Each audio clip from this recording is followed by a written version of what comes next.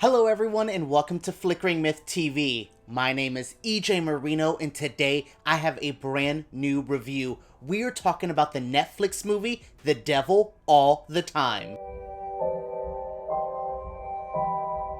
The Devil All the Time is a brand new film from director Antonio Campos, and I have to say, this is a dark, depressing, very sad, very melancholy kind of drama. That is not saying it's a bad film, it's just saying it is pretty bleak. Fans of actors Robert Pattinson and Tom Holland would probably try to venture into this movie because it stars both of them. Sebastian Stan from the MCU is here. Sure, this could be a good time. It is not for fans of let's say Tom Holland. We know Robert Pattinson has been doing some dark, depressing, weird movies lately, and this is kind of in line with some of those. This is a Southern Gothic drama. This is Tennessee Williams. This is like the film Hush Hush, Sweet Charlotte. This is a throwback to times where everyone is hot, sweaty, miserable, and just bad people. I really enjoyed this, but I'm going to have to really say this a couple times.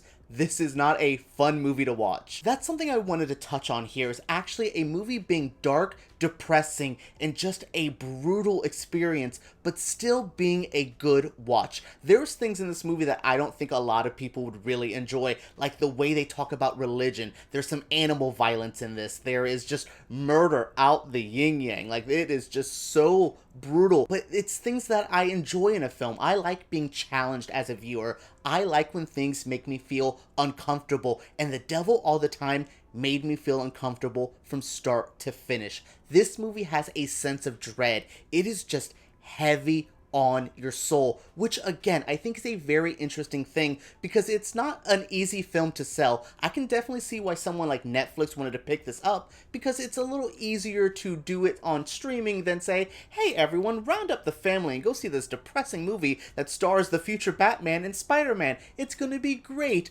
Oh boy, yeah, no, this is a movie that I can definitely see being for a more mature adult audience, and that really pays off. This movie is brutal and just really dark, but it still has a lot to offer. There's still a lot of story, there's still a lot of great acting, there is some good, just overall drama. I love people being sweaty and mean and irritable, and just the dialogue, the southern accents, the actions, the challenging of religion, the challenging of where we stay in a place in life. It's so amazing to see, and this film offers all of that. I mentioned the acting of this movie, and it's just great acting from top to bottom. Robert Pattinson and Tom Holland come in a little later in the film, not to spoil anything, but the timeline of this movie is a little bit strange. It's a little bit hard to follow. We'll talk about that in my negatives, but for right now, it's I have to say that for fans, Tom Holland and Robert Pattinson are not there at the start. You experience the characters, but we have people like Bill Skarsgård, Haley Bennett, and actresses like that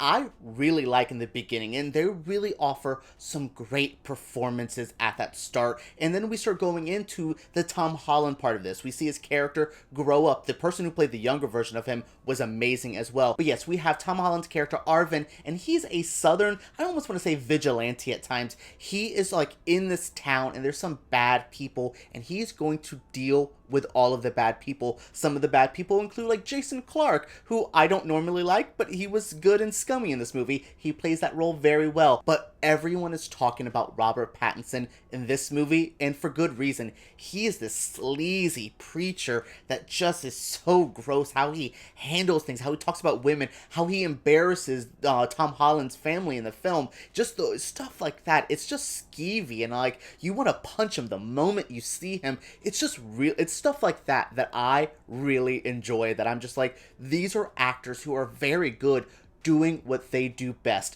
Like I said, everyone's talking about Pattinson, but I don't want Tom Holland to get lost in the shuffle because he's needed this role. He's always the, hey guys, what's up? The cute guy that's in everything. He's the voice actor in Onward. He's our new Spider-Man. He's really good at what he does.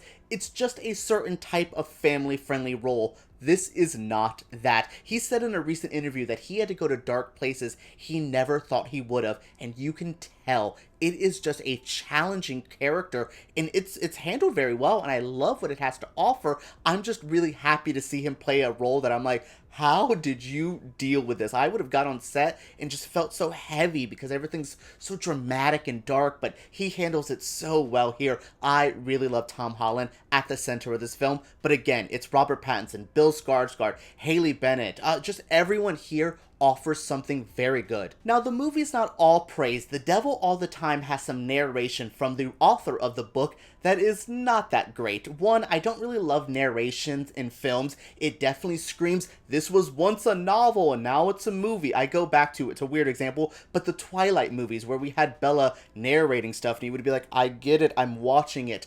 It worked here sometimes where he would fill in details of like, well, that's the last time they would see him in 7 years. And you're like, oh, that's cool, I like that, information. Just stuff like that where it's not needed and it just kind of weighs down the film at times. It's a very slow, dry delivery with a southern thick accent, and it's distracting at times. I wish it was there at the beginning and I wish it was there at the end, but it just pops up sometimes. You're like, oh yeah, there's a narrator in this movie. I did not love that. I also didn't really love the pacing of this movie. It's a weird, timeline. It kind of jumps around a little bit. It's slow at times. It's really fast at times. Some scenes go, by quickly, and you're like, whoa, I didn't have time to process that. While other scenes are just dragging. You're like, I get it, okay. And sometimes it's that southern accent because they have that slow drawl to them. But yeah, sometimes I'm like, okay, quicken up the pace. Let's go. Let's get the scene over with. And then the movie feels a little bit too long in general. I would have just trimmed off some scenes. I know you're adapting a book and the author was here working on it,